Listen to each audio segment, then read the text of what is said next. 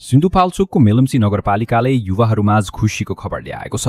नगरपालिकाले सिप विकास उज्जवल भविष्यको आधार बनाउँदै निशुल्क बारिस्टा तालिमका लागि दरखास्त खुला भएको छ।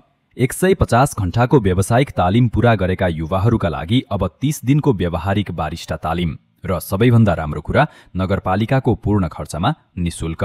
आवेदनका लागि चाहिन्छ 150 घण्टाको तालिम प्रमाणपत्र, नागरिकताको प्रतिलिपि, 2 प्रति पासपोर्ट फोटो र दरखास्त फारम। उमेर चाहियो 18 देखि 40 वर्षसम्म अनि विशेष प्राथमिकता महिला, दलित, जनजाति, मधेसी र अपाङ्गता भएका व्यक्तिलाई। थप जानकारीका लागि तुरुन्त सम्पर्क गर्नुहोस् रोजगार संयोजक रञ्जन श्रेष्ठ, फोन नम्बर 9849164051। तर ध्यान दिनुहोस्, सूचना प्रकाशित भएको मितिबाट केवल 10 दिनभित्र आवेदन दिन पाइनेछ।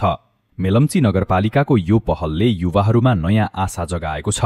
सिप विकास, रोजगारका अवसर र आत्मनिर्भरताको बाटो खोल्दै मेलम्चीले फेरि देखायो उदाहरणीय कार्यशैली प्रस्तुत गरेको हो।